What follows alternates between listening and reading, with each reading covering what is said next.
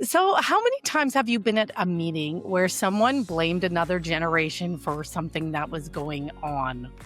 Well, today, let us give you the words to put this lazy, in my mind, lazy, blame game to bed and help your organization create excellent intergenerational teams. That's coming up now.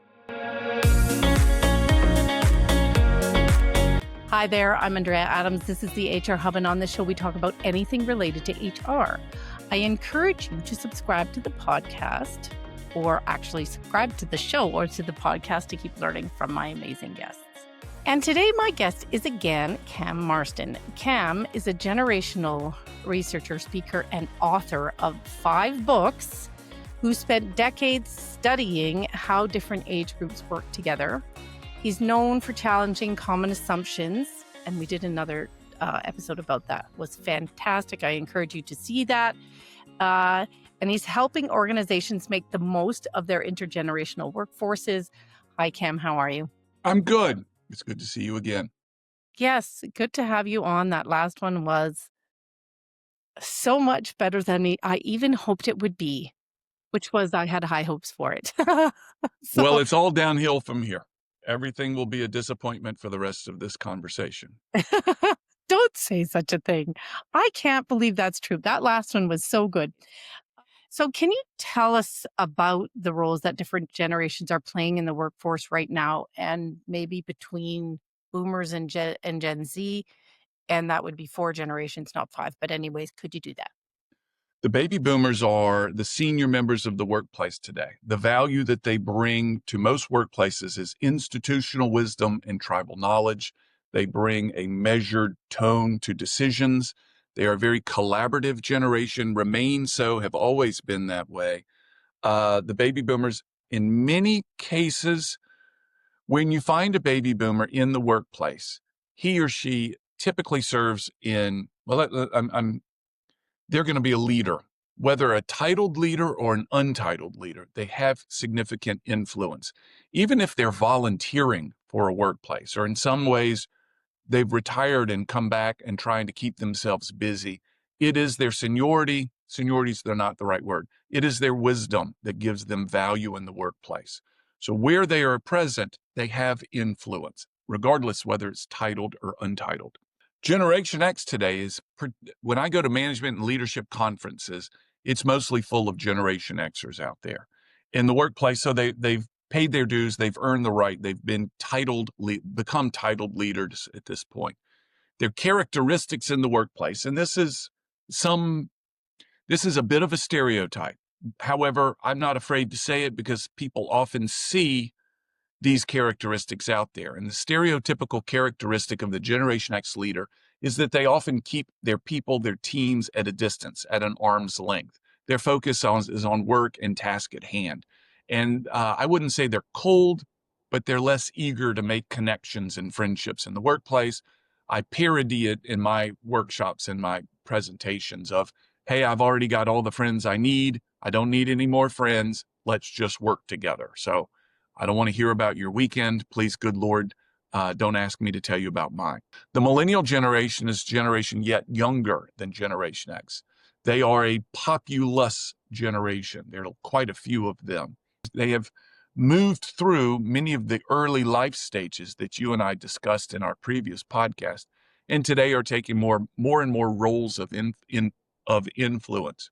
One of the characteristics that many cite on the millennials that need work is perhaps a too democratic form of leader, of looking for too much feedback, too much input. Let's put this decision to a vote, versus being somebody who's leads with confidence and authority. Authority may not be the better word, but leads with confidence. The millennial may be a little bit too willing to seek other voices in moments of decisions. And finally, there's Gen Z, young, have been really well cared for in many cases as children. They've been protected by helicopter parents in some cases, or in the case of many Gen Z, drone parents who keep an eye out for them through the technology that's available.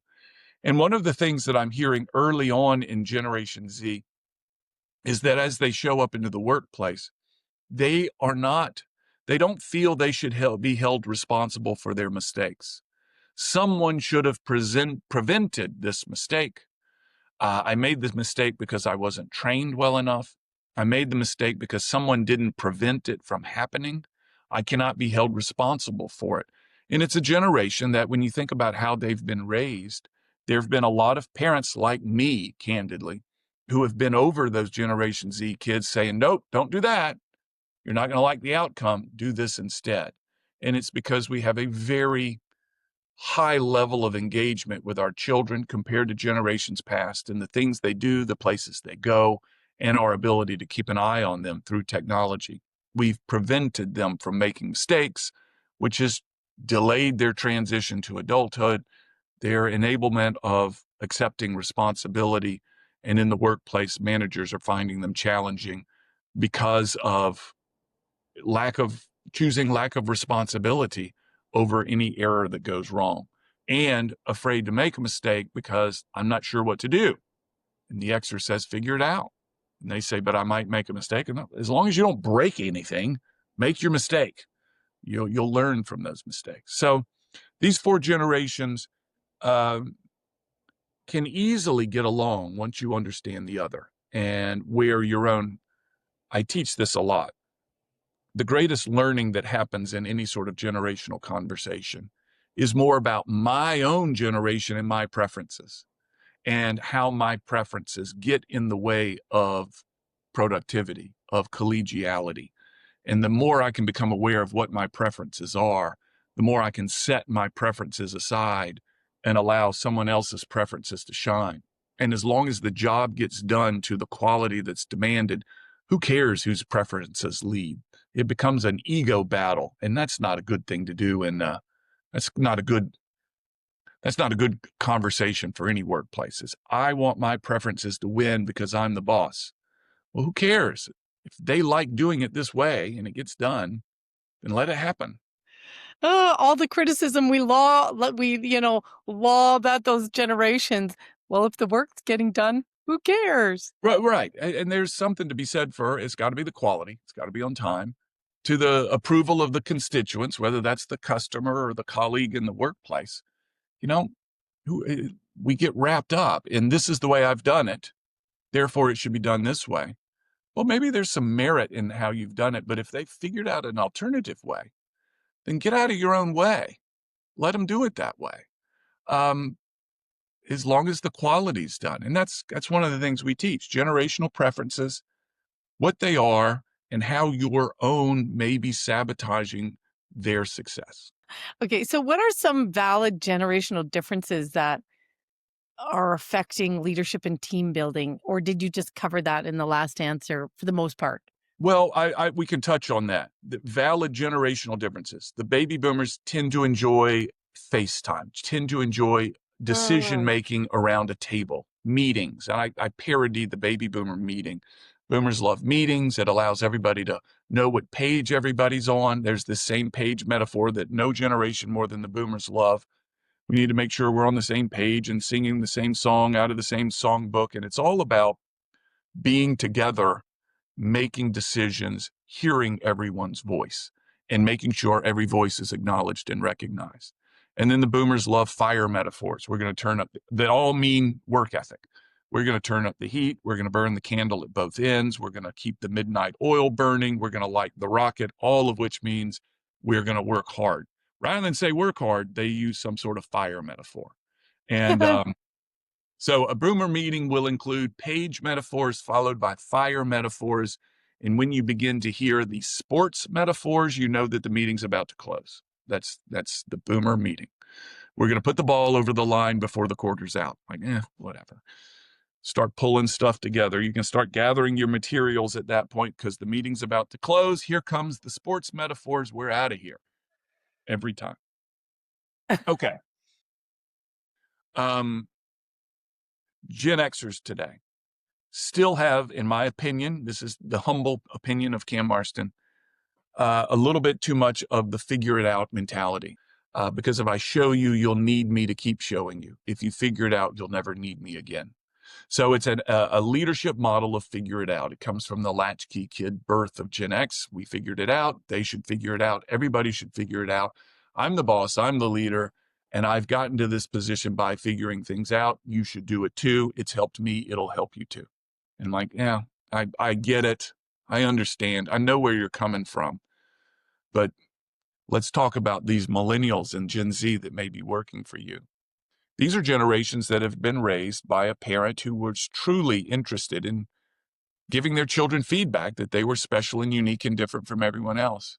And when you're raised that way, and bear in mind, they didn't choose this. They never asked to be raised this way.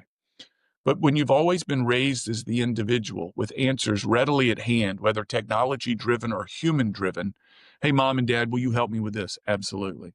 Hey, coach, can I have extra reps today? Absolutely. Hey, teacher, can you stay late with me? Absolutely. It's initiative, what parents would describe and coaches and teachers would describe as initiative, but it's the request for help that has gotten positive feedback. Now this millennial comes to me, the Gen X manager, and does the same thing.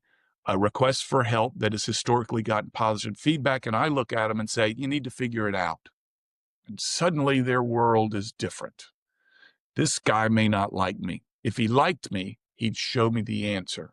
Because everybody in my life to this point, when I've asked similar questions, has been eager to help. And this guy's telling me to figure it out. I don't want to figure it out. He doesn't like me. I'm not happy. Whatever. We could go on on that. Which leads me to the Gen Z, which at this point are still very young, still trying to figure out their place in the world, their place in the workplace, defining their container from our last episode.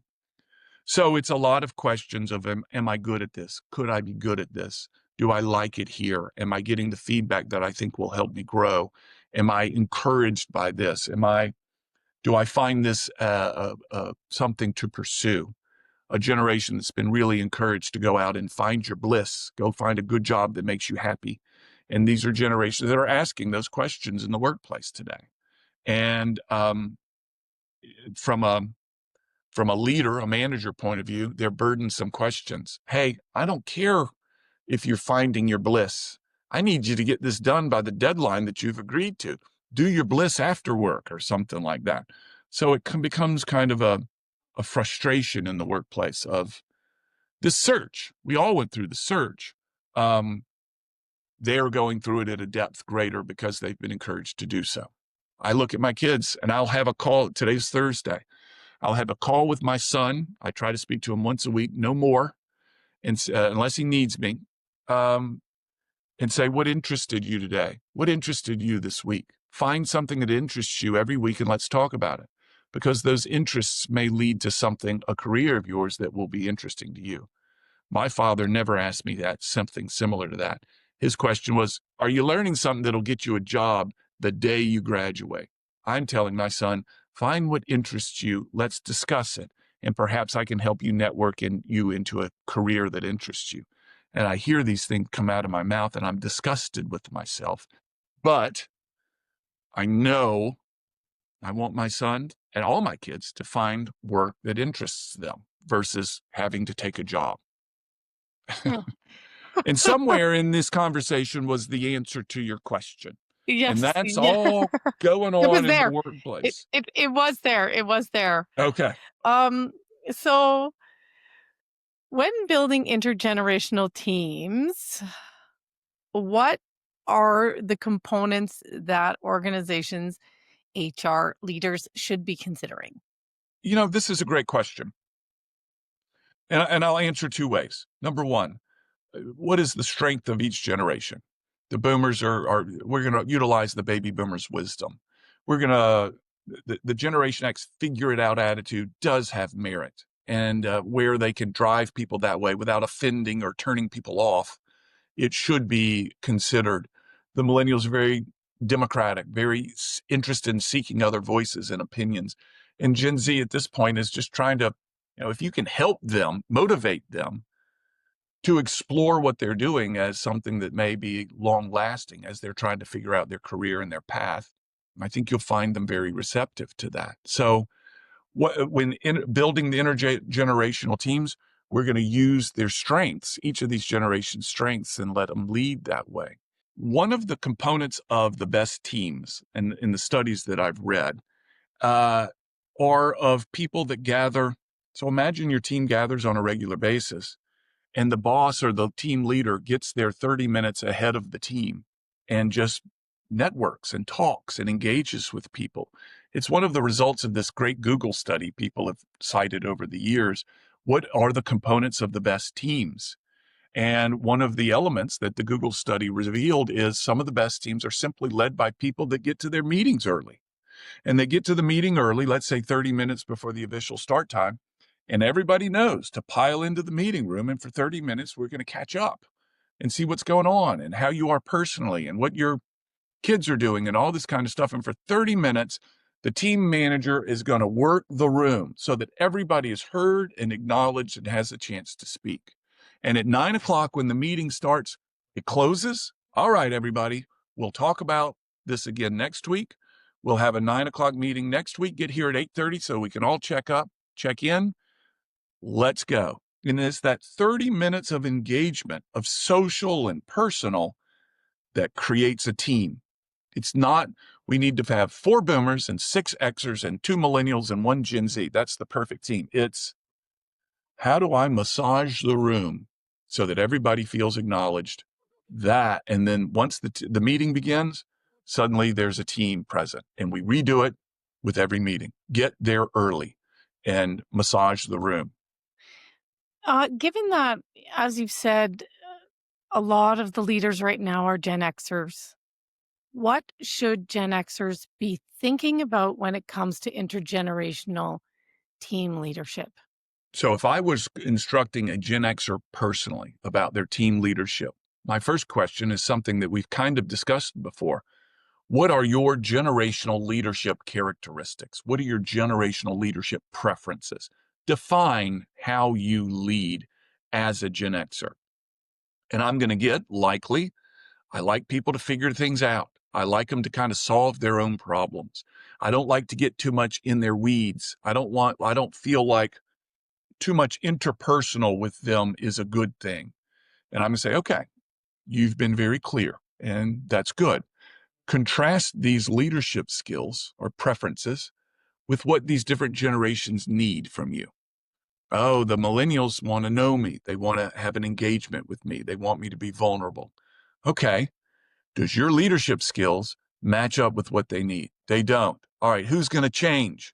They're not going to change. You're right. They're not going to change. How are you going to change? And I would go through that Generation Xer with each generation and what they're looking for from leadership with the instruction from them to them of they're not going to change. You need to change. They're likely going to like you more and want to engage with you more if they see your flexibility and willingness to change to make their experience better. I'm writing that down. Okay. Now, there's more and more millennials in leadership, and you've mentioned at some point that they're too democratic. So how does that show up, and what's the fix for that? It's a building of the confidence.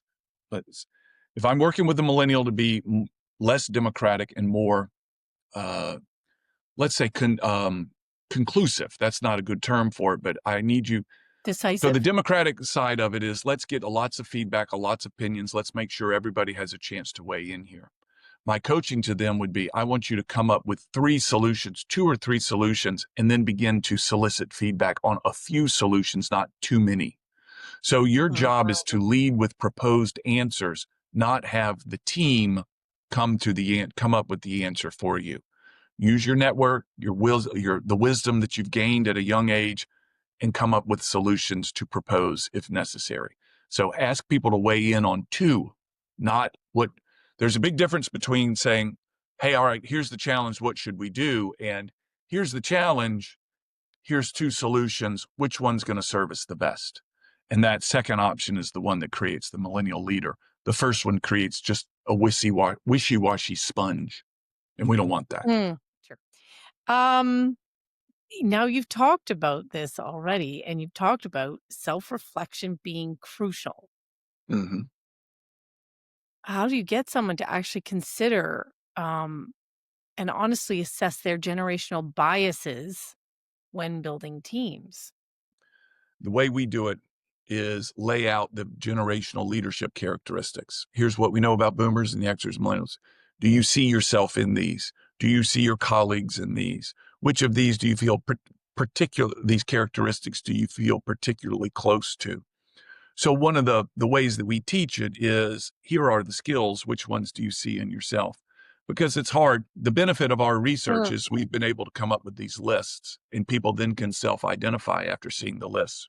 It's very hard for someone who's not studied this to the depths that I have, that my team and I have, to self-identify these things. They don't know what to call them. This is just who I am, or this is the way I do things. When you're able to point at things and say, yeah, that's me, suddenly you can self-identify and then see where your preferences contrast with others. Hmm. All right, we're getting to the end of this. Where could someone learn more, get your books, any of that? Yeah. CamMarston.com is my website, CamMarston.com. You could find all the programs that we offer, the seminars and the workshops. You can find links to the podcasts. I do 2 different podcasts, one that's professional focused and one that's more of a hobby. But you'll hear a lot of my thoughts in that hobby podcast, as well as our 2.5-day deep dive training program for leaders on intergenerational workplace communications, which is it's a very, I say intense, but intense doesn't sound fun. It's fun, but there's a lot of learning that goes on in that thing.